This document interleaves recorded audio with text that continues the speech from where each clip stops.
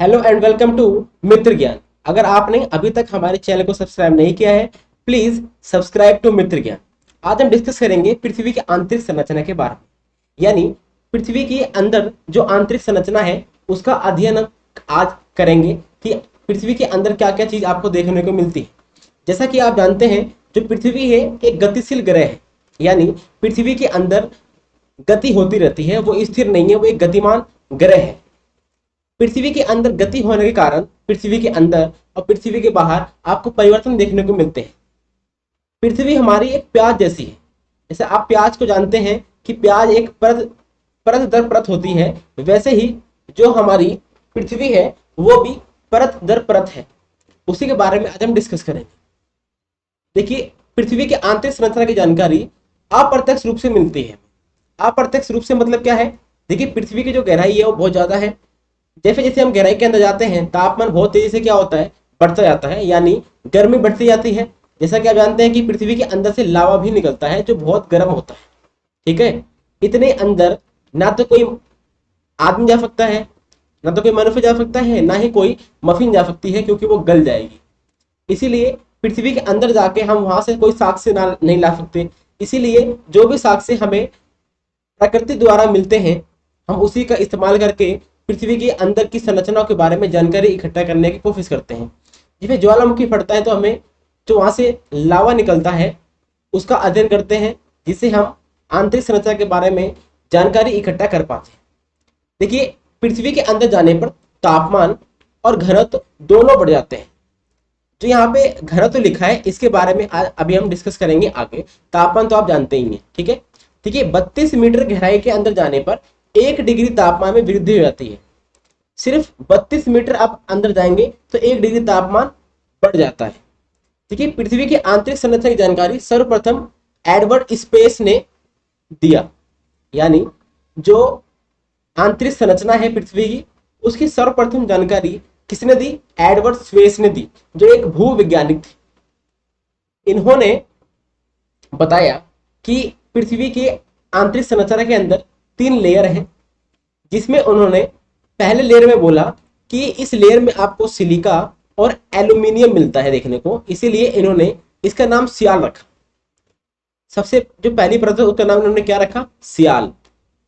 SI से silica और AL से एल्यूमिनियम या फिर एल्यूमिन। उसके बाद ये बोलते हैं कि सेकंड परत में सिलिका और मैग्नीशियम की अधिकता है, इसीलिए इन्होंने सेकंड परत का नाम सीमा रखा। उसके बाद ये बोलते हैं कि जो थर्ड परत है उसमें निकल और लोहे यानी फेरस की अधिकता है, इसीलिए इन्होंने इसका नाम नीफा रखा। यानी सबसे ऊपर क्या है? सियाल, उसके नीचे सीमा, उसके नीचे नीफा। ये थ्योरी किसने दी? तो ये दी एडवर्ड स्पेस ने। और इन्होंने बोला कि जैसा कि आप जानते हैं जो सिलिका है ये एक नमक जैसा होता है, यानी जो सियाल है ऊपर वाला इसमें नमक की मात्रा क्या है? ज्यादा है। और जो सिलिका यहाँ पे नीचे भी है सीमा, इसके अंदर ये नमक की मात्रा क्या है? ज्यादा है। तो इन्होंने बोला जो आप सियाल देख रहे हैं, यानी जो ऊपर वाली परत है, इसको इन्होंने अम्लीय बोल दिया। ये क्या बोल दिया इन्होंने? कि ये अम्लीय है। और जो नीचे वाला है इसको इन्होंने क्षारीय बोल दिया। ठीक है, ये इन्होंने इसका वर्गीकरण किया, सियाल, सीमा और नीफा। अब बात कर लेते हैं कि डेंसिटी क्या होती है। देखिए, डेंसिटी बताने का मतलब ये हैगा कि इसके आगे आपको डेंसिटी की जरूरत पड़ेगी। देखिए, डेंसिटी का मतलब ये हैगा कि पर 1 सेंटीमीटर क्यूब में कितना भार आप रख सकते हैं। यानी कि 1 सेंटीमीटर ये लंबाई, 1 सेंटीमीटर चौड़ाई और 1 सेंटीमीटर हाइट, इसका अगर आप घनत्व निकालते हैं, यानी कि जो ये डब्बा आपको दिखाई दे रहा है 1 सेंटीमीटर का, इसका जब आप आयतन निकालेंगे तो आपका आ जाएगा 1 सेंटीमीटर क्यूब। यानी इसके अंदर कोई चीज आप भर दीजिए पूरा, और उसका भार चेक कीजिए कितना ग्राम है। मान लीजिए कि 2 ग्राम आ रहा है, तो हम बोलेंगे कि जो भी चीज है उसका घनत्व क्या है? 2 सेंटीमीटर क्यूब। ठीक है, जैसे कि आप यहाँ पर देख पा रहे हैं कि ये जो सेम हैगा बॉक्स, इसके अंदर हमने कम बॉल डाल रखी है, इसके अंदर हमने ज्यादा बॉल डाल रखी है। इसका मतलब क्या है कि जो कम बॉल है इसके अंदर जो बॉल कम है तो भार भी क्या होगा, कम होगा, इसीलिए लो डेंसिटी है। इसके अंदर ज्यादा बॉल है तो इसकी भार क्या होगा, ज्यादा होगा, तो इसकी हाई डेंसिटी है। जैसे आप जानते हैं कि हम लोग बोलते हैं जो ब्लैक होल हैगा, ब्लैक होल से अगर हम एक चम्मच वहां की मट्टी ले आए तो यहाँ पे 10 हाथियों के बराबर होगा। इसका मतलब क्या है कि वहां का जो घनत्व है बहुत ज्यादा है।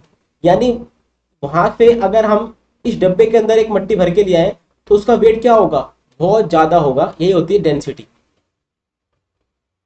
देखिए, जो एल्बर्ट एडवर्ड स्पेस ने आपको थ्योरी दी थी, उन्होंने बोला जो आपका सियाल हैगा, यानी जो सबसे ऊपरी परत है, उन्होंने बोला कि 2.5 मीटर सेंटीमीटर क्यूब घनत्व हैगा ऊपर वाले का।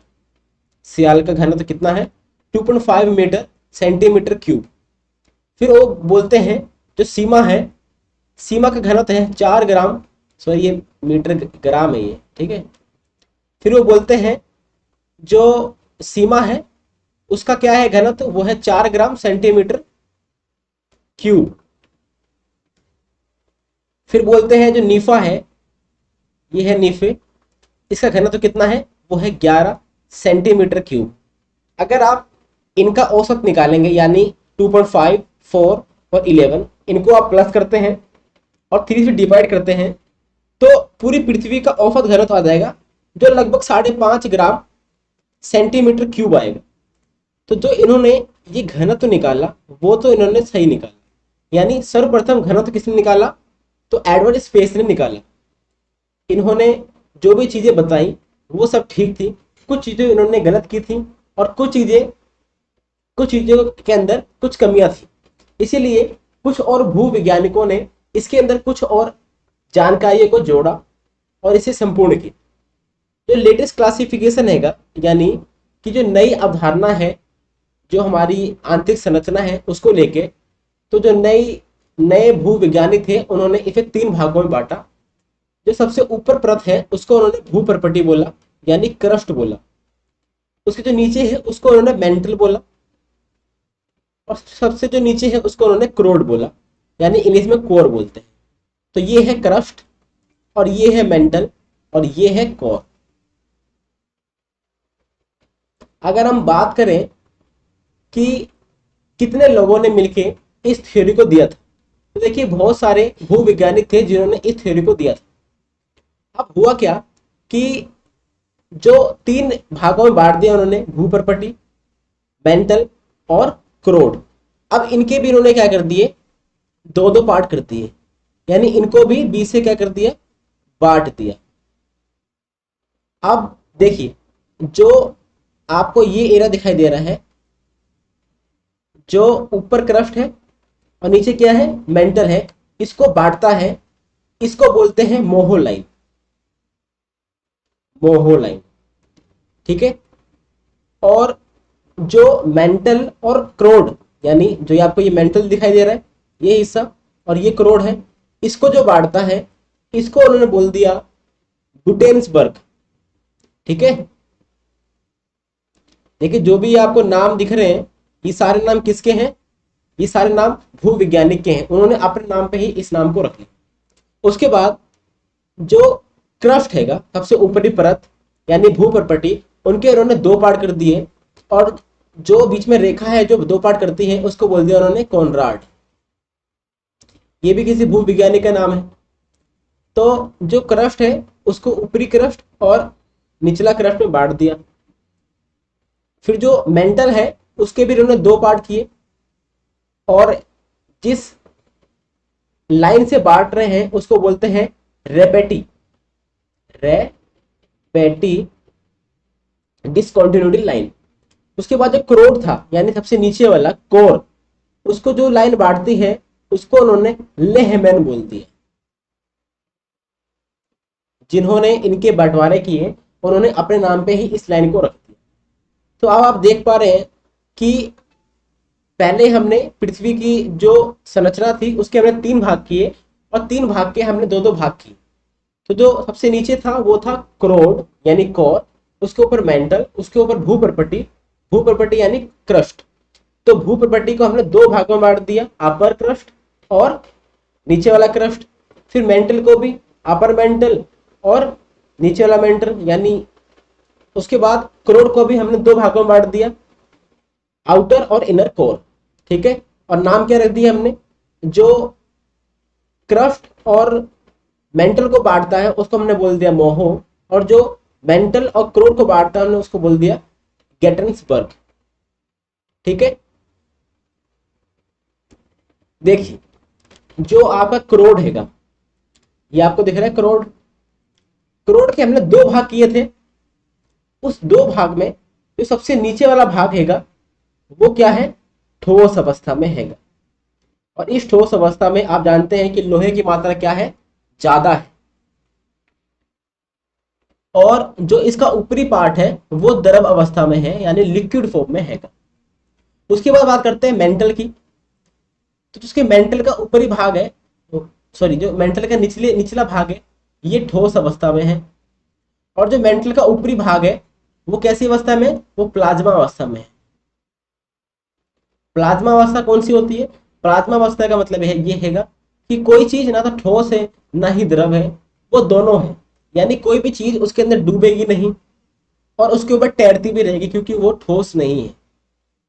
उसके बाद उसके ऊपर आता है क्रस्ट। ठीक है, देखिए जो क्रस्ट हैगा, क्रस्ट में ही हम लोग रहते हैं। और जो आपके महासागर हैं, 7 महासागर, सॉरी 5 महासागर जितने भी, और 5 जो महाद्वीप हैं आपके, वो सब आपको क्रस्ट में ही देखने को मिलते हैं। ठीक है, जैसे कि आप देख पा रहे हैं ये वाटर रहेगा, ये आप कहाँ पर देख पा रहे हैं, ये आपको क्रस्ट के अंदर ही दिख रहा है। देखिए जो क्रस्ट की जो आपको वो दिखेगी, क्या बोलते हैं, क्रस्ट की जो यहाँ चौड़ाई देखने को मिलेगी वो आपको 5 किलोमीटर देखने को मिलेगी। कहाँ पे, महासागर के नीचे। लेकिन जब महाद्वीप के नीचे देखते हैं तो वो आपको 30 किलोमीटर देखने को मिलती है। लेकिन जब आप पहाड़ों के ऊपर देखते हैं, यानी आप माउंटेन एवरेस्ट देख लीजिए या फिर अदर कोई पहाड़ देख लीजिए, तो वहां पर आपको इसकी चौड़ाई 70 किलोमीटर भी देखने को मिल जाती है। देखिए पूरी क्रस्ट की जो चौड़ाई है वो आप 0 से 100 किलोमीटर तक बोल सकते हैं। ठीक है, 0 से 100 किलोमीटर तक। उसके बाद 100 किलोमीटर से 2900 किलोमीटर तक आपको मेंटल देखने को मिलेगा। मेंटल के भी हम दो भाग करते हैं, हमने बताया था आपको अभी। जो ऊपर वाला मेंटल है उसको हम दुर्बलता मेंटल बोल लेते हैं। ठीक है, देखिए जब मेंटल का ऊपरी पार्ट और क्रस्ट को हम जोड़ देंगे यानी प्लस कर देंगे तो हम उसको बोलेंगे स्थल मंडल। ठीक है, यानी भूपर्पटी और ऊपरी सर्वाधिक ठोस मेंटल जो होता है उसको अगर हम जोड़ देंगे तो वो क्या कहलाएगा, वो कहलाएगा स्थल मंडल। उसके बाद 2900 किलोमीटर से अगर आप 51 किलोमीटर की तक आते हैं तो आपको करोड़ देखने को मिलेगा जो द्रव अवस्था में है। फिर 5100 से 6378 किलोमीटर तक आएंगे तो आपको करोड़ देखने को मिलेगा, यानी कोर देखने को मिलेगा। वो कैसी अवस्था में, ठोस अवस्था में। देखिए जो ये आपको दिख रहा है 6378 किलोमीटर, ये पृथ्वी का क्या है, त्रिज्या है, यानी ये हमारी पृथ्वी है। तो ये एकदम बीच वाला पॉइंट हैगा ये, यानी यहां से यहां तक की जो लंबाई है वो कितनी है, वो है 6378 किलोमीटर। अगर आपको पृथ्वी को पार करना है तो तकरीबन आपको 12,700 किलोमीटर करीब आपको पार करना पड़ेगा, तब जाके आप पृथ्वी को क्या कर सकते हैं, पार कर सकते हैं। ठीक है, देखिए आपने ये देख लिया कि ये निचला पार्ट क्या होता है, कोर होता है, इसके ऊपर वाला पार्ट क्या होता है, मेंटल होता है, उसके ऊपर वाला पार्ट क्या होता है, क्रस्ट होता है। क्रस्ट और ऊपरी मेंटल को अगर हम जोड़ देंगे तो बन जाएगा स्थल मंडल, जिसको हम लिथोस्फीयर बोलते हैं। ठीक है, देखिए जो भी आपका लावा निकलता है ज्वालामुखी से वो आपका ऊपरी मेंटल से ही निकलता है। ठीक है, वो आपका क्रोड से नहीं आता, यानी जो आप ये देख रहे हैं ये एरिया नीचे वाला, यहां से आपका लावा नहीं आता, वो कहां से आता है, ऊपरी मेंटल से आता है। आप यहां पर देख पा रहे हैं कि ये है पानी, मतलब जो हमारा समुद्र है सबसे ऊपरी परत में ही आपको देखने को मिलेगा। तो जो इसकी चौड़ाई है और जो इसकी चौड़ाई है, आपको अंतर देखने को मिलना है कि जो महाद्वीप है उसकी चौड़ाई ज़्यादा है। और जो यहाँ पे आप देखने को मिल रहा है महासागरीय परपटी, भूपरपटी, उसकी चौड़ाई क्या है, कम है। देखिए विश्व की सबसे गहरी खान कहाँ पर है, वो है दक्षिण अफ्रीका में। ठीक है, इसकी जो गहराई है वो 7 किलोमीटर है सिर्फ। कितनी, 7 किलोमीटर। और तेल की खोज में इंजीनियर 6 किलोमीटर गहराई तक खोज चुके हैं। यानी अब तक हम सिर्फ 6 से 10 किलोमीटर तक ही खोद पाए हैं। ठीक है, और जो हमारा करोड़ है वो 6,378 किलोमीटर तक आपको देखने को मिलता है। तो इसकी क्या पॉसिबिलिटी है कि हम यहाँ इसके अंदर तक, यानी इतने अंदर तक जा सकते हैं? तो सिंपल सी बात है, इसका आंसर है नहीं, हम अंदर नहीं जा सकते। इसलिए हमें अप्रत्यक्ष रूप से जानकारी के ऊपर ही निर्भर रहना पड़ेगा। ठीक है, पृथ्वी के केंद्र तक पहुंचने के लिए आपको समुद्र की सतह से 6,000 किलोमीटर गहराई तक खोदना होगा। यहाँ पे लिखा हुआ है, जो बिल्कुल असंभव है। ठीक है, तो ये हमने देखा पृथ्वी की आंतरिक संरचना। पृथ्वी की आंतरिक संरचना में आप 3 पार्टों में इसको बांट सकते हैं। सबसे नीचे है क्रोड, उसके ऊपर है मेंटल, उसके ऊपर होना चाहिए कि चट्टान क्या होते हैं और खनिज क्या होते हैं। देखिए पृथ्वी की जो परपटी है अनेक प्रकार के सेलों से बनी है। देखिए मान लेते हैं कि ये पृथ्वी का एक भाग हैगा, और सबसे जो ऊपरी परत है इसको हम बोलते हैं भूपरपटी यानी क्रस्ट। वो जिन चीजों से बनी है उसी को हम चट्टान बोलते हैं। ठीक है, देखिए चट्टान होता क्या है? चट्टान पृथ्वी पर पाए जाने वाले कठोर पदार्थ को चट्टान कहते हैं। ठीक है, जिस चट्टान के अंदर आपको खनिज देखने को मिलेगा और वो चट्टान प्राकृतिक रूप से बना होना चाहिए, वो क्या होते हैं? चट्टान होते हैं। यानी चट्टान क्या है? वो कठोर पदार्थ जो प्रकृति द्वारा बनाए गए हों और जिसके अंदर हमें खनिज भी मिल जाए, वो चट्टान होते हैं। ठीक है, देखिए जो चट्टान होते हैं वो विभिन्न रंग के होते हैं और विभिन्न आकार के भी होते हैं। ठीक है, अब खनिज क्या होता है? देखिए खनिज सिंपल सी बात है कि ऐसे भौतिक पदार्थ हैं जो खान से खोद कर निकाले जाते हैं। और कहाँ से निकाले जाते हैं? चट्टान के अंदर से ही निकाले जाते हैं। यानी जो चट्टान है, चट्टान के अंदर ही आपको खनिज देखने को मिलते हैं। तो आपने देख लिया कि चट्टान क्या होते हैं और खनिज क्या होते हैं। तो अभी हमने आपको बताया कि जो चट्टान होते हैं वो कई आकार के और कई रंग के होते हैं। जैसे यहाँ पे देख सकते हैं कि कई आकार हैं इनके और कई रंग भी हैं इनके, यहाँ पे इनको आप देख सकते हैं। जो चट्टान है, चट्टान के 3 प्रकार होते हैं। एक होता है आग्नेय चट्टान। देखिए सैल और चट्टान एक ही चीज है। ठीक है, सेकंड नंबर पे है अवसादी चट्टान, और थर्ड नंबर पे है कायांतरित चट्टान या फिर रूपांतरित चट्टान। ये दोनों नाम भी क्या है? एक ही है। अगर इंग्लिश में बात करते हैं तो इंग्लिश में बोलते हैं इग्नियस रॉक, सेडिमेंट्री रॉक्स और मेटामॉर्फिक रॉक्स। बात करते हैं कि जो आग्नेय चट्टान होते हैं वो आग्नेय चट्टान क्या होते हैं और आग्नेय चट्टान का निर्माण कैसे होता है। देखिए मान लेते हैं कि पृथ्वी का आंतरिक संरचना का एक ढांचा है और इसके हमने 3 भाग करे हैं। अगर आपने पिछली वीडियो नहीं देखी है तो प्लीज जाके उस वीडियो को वॉच कर लीजिए। सबसे ऊपर परत को हम बोलते हैं क्रस्ट यानी भूपरपटी, जो बहुत ठोस अवस्था में होती है। इसके नीचे जो परत है उसको बोलते हैं मेंटल। मेंटल एक प्लाज्मा अवस्था में होती है। मेंटल के भी 2 भाग हैं, अपर मेंटल और ये लोअर मेंटल। जो अपर मेंटल है वो प्लाज्मा अवस्था में रहती है, और जो भी आपका ज्वालामुखी में लावा निकलता है, ठीक है, वो लावा आपका मेंटल के ऊपरी परत से ही निकलता है। यानी जो लावा निकलता है वो आपका अपर मेंटल से ही निकलता है। देखिए जब लावा निकल के पृथ्वी पे आके ठंडा हो जाता है, देखिए जब पृथ्वी के अंदर जो लावा होता है उसे हम मैग्मा बोलते हैं। क्या बोलते हैं? मैग्मा। और जब वो पृथ्वी के ऊपर आके या पृथ्वी के अंदर ही ठंडा हो जाता है तो हम उसे लावा बोलते हैं। जब मान लेते हैं कि ये है एक ज्वालामुखी और यहां से अंदर से लावा बाहर निकल रहा है और यहां पर आके क्या हो गया? ठंडा हो गया, जम गया और एक चट्टान जैसा ठोस हो गया, तो उस चट्टान को हम बोलेंगे आग्नेय चट्टान। जैसे यहाँ पे देख पा रहे हैं कि ये मैग्मा चैम्बर है, यानी जहाँ से मैग्मा निकलता है। अब मैग्मा यहाँ से, यानी जो लावा है, मैग्मा यहाँ से निकल रहा है और बाहर आने के बाद वो ठंडा हो जाएगा, यहाँ पे एक चट्टान की तरह हो जाएगा। उस चट्टान को हम बोलेंगे आग्नेय चट्टान। देखिए जो आग्नेय चट्टान है वो भी दो भागों में बटे हुए। एक होता है अंतर्भेदी आग्नेय चट्टान, या फिर इसी को आंतरिक आग्नेय चट्टान भी बोलते हैं। और सेकंड है बहिर्भेदी आग्नेय चट्टान, या फिर इसी को बाह्य आग्नेय चट्टान भी बोलते हैं। देखिए ये तो जरूरी नहीं है कि सारा मैग्मा, जो सारा लावा है, वो बाहर आके जम जाए।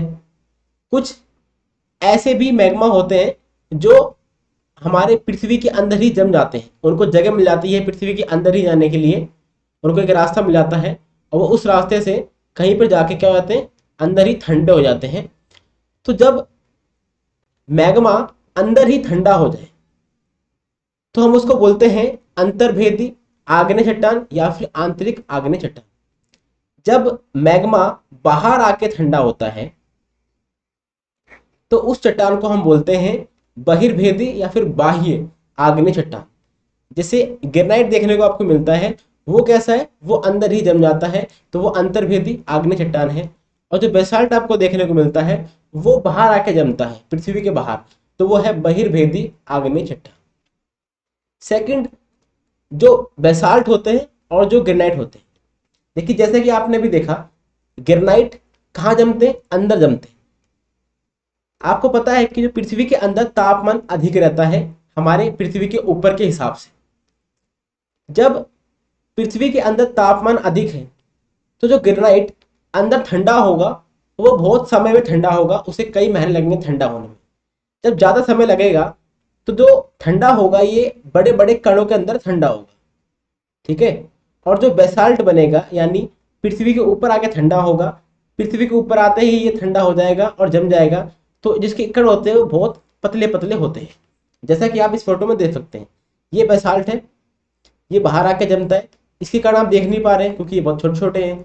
इसके कण आपको दिख रहे होंगे क्योंकि ये कैसे हैं, बड़े बड़े कण होते हैं इनके अंदर। सेकंड नंबर पे आता है अवसादी चट्टान, या फिर इसी को हम परतदार चट्टान बोलते हैं। देखिए आपको पता है कि अवसाद क्या होता है। अवसाद यानी बचा कुचा, ठीक है। डेफिनेशन पढ़ते हैं, यहाँ पे डेफिनेशन लिखी हुई है, चट्टान लुढ़क कर, चटक कर तथा एक दूसरे से टकराकर छोटे छोटे टुकड़ों में टूट जाती है। इन छोटे कणों को अवसाद कहते हैं, ठीक है। इन्हीं टुकड़ों को हम अवसादी चट्टान बोलते हैं। देखिए जब कहीं पर आग्नेय चट्टान है और किसी कारण से मान लेते कि हवा चल रही है, हवा के द्वारा या फिर पानी यानी बारिश के द्वारा जब आग्नेय चट्टान टूटती हैं या फिर चटक जाती हैं, ठीक है, एक दूसरे से टकरा के जब छोटे छोटे कणों में बट जाती हैं तो वो बन जाता है अवसाद। और जब अवसाद जाके कहीं पे इकट्ठा हो जाता है उसको हम बोलते हैं अवसादी चट्टान। और मान लेते हैं कि जम गया, यहाँ पे दोबारा क्या होगा, इसी के ऊपर जम जाएगा। ये सेकंड टाइम, थर्ड टाइम ऐसे होता रहेगा, परत दर परत इसके ऊपर जमती रहेगी और ये चट्टान का रूप ले लेगा। और जो ये प्रक्रिया होती है ये कई लाखों सालों में होती है। परत दर परत जमने के द्वारा इसको हम परतदार चट्टान भी बोलते हैं, और अवसाद के द्वारा बनी है इसीलिए हम इसको अवसादी चट्टान भी बोलते हैं। जैसा कि आप ये देख पा रहे हैं ये परत दर परत जमते जमते ये चट्टान बना है। थर्ड नंबर पे आता है कायांतरित चट्टान, जिसको हम रूपांतरित चट्टान भी बोलते हैं। देखिए कायांतरित का मतलब है काया पलट जाती है किसी चीज की, ठीक है, या फिर उसका जो रूप है वो चेंज हो जाता है, रूपांतरित हो जाती है।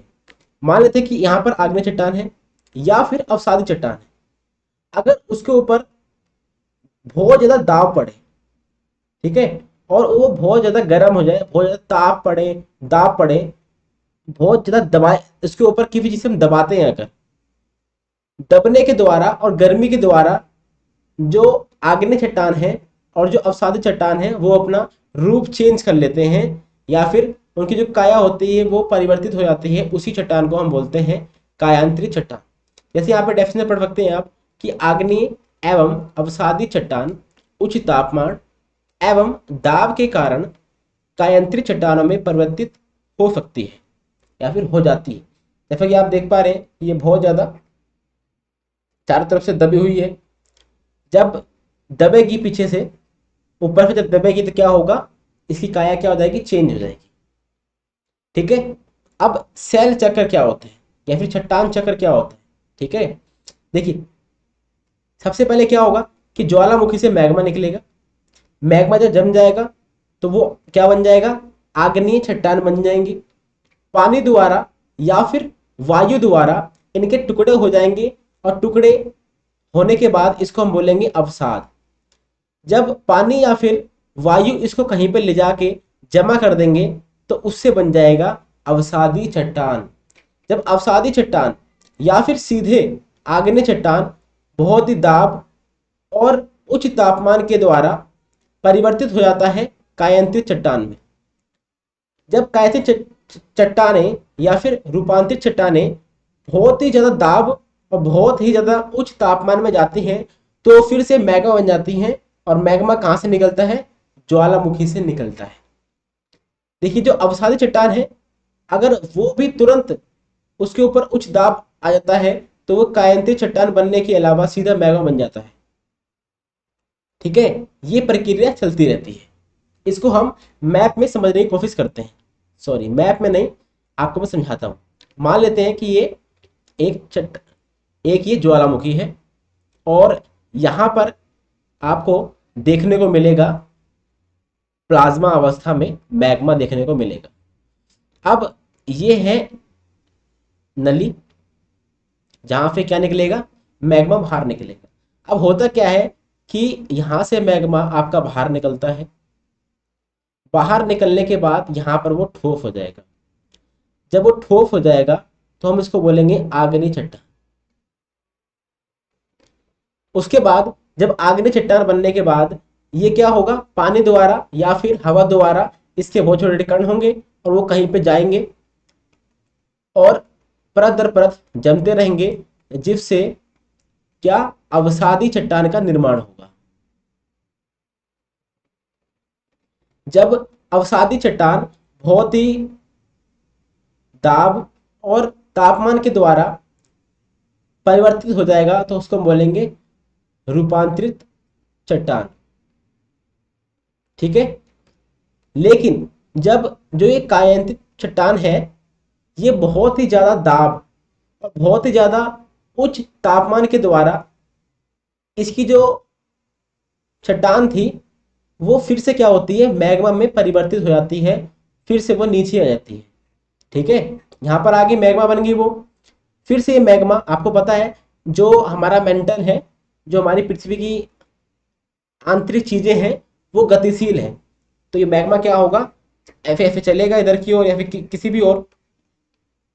फिर से वो क्या करेगा, ज्वालामुखी के द्वारा बाहर निकलने की कोशिश करेगा और यहाँ से जब वो बाहर निकल जाएगा तो यहाँ पे फिर से वो आग्नेय चट्टान बनेगा। आग्नेय से वो अवसादी चट्टान बनेगा।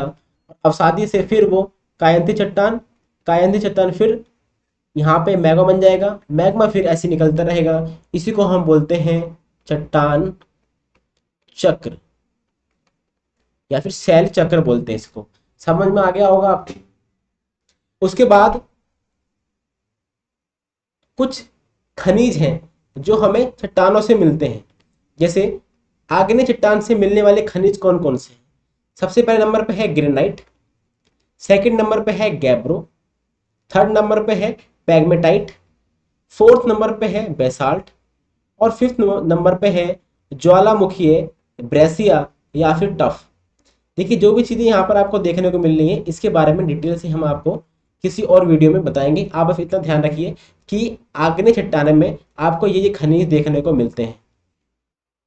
उसके बाद अवसादी चट्टान जो होते हैं उसके अंदर भी आपको खनिज देखने को मिलेंगे। कुछ ऐसे खनिज हैं जो यांत्रिक रूप से निर्मित होते हैं, जैसे बालूकास्य, सेकंड नंबर पे पिंडसिल, थर्ड नंबर पे चूना प्रस्तर और फोर्थ नंबर पे विमृता। कुछ ऐसे हैं जो कार्बनिक रूप से निर्मित होते हैं। फर्स्ट नंबर पे गिजराइट, सेकंड नंबर पे खड़िया, थर्ड नंबर पे चूना पत्थर और फोर्थ नंबर पे कोयला। फिर कुछ ऐसे हैं जो रासायनिक रूप से निर्मित होते हैं। फर्स्ट पे सीरिंग प्रस्तर, चूना पत्थर, यहाँ पर ये सेम सेम हो गया है, और ये कार्बनिक और रासायनिक दोनों में हो जाते हैं निर्मित। ठीक है, थर्ड नंबर पे है हेलाटाइट और फोर्थ नंबर पे है पोटास। देखिए जो अवसादी चट्टान है, आपको जितने भी ईंधनीय खनिज देखने को मिलते हैं वो सब आपको अवसादी चट्टान के अंदर ही देखने को मिलते हैं। फिर आता है रूपांतरित चट्टान से मिलने वाली खनिज। फर्स्ट नंबर पे पट्टी, क्या लिखा है, पट्टी तासमीय। सेकंड नंबर पे ग्रेनाइट, साइनाइट, स्लेट, सिस्ट, संगमरमर और क्वार्टर्स। ठीक है, ये सारी आपको चट्टानें देखने को मिलती हैं कहाँ पर, कायांतरित चट्टानों में। ठीक है, अगर आपको वीडियो अच्छी लगी है तो प्लीज सब्सक्राइब करें, लाइक करें और शेयर करें। Thank you very much for discussion. आज के वीडियो में सिर्फ इतना ही।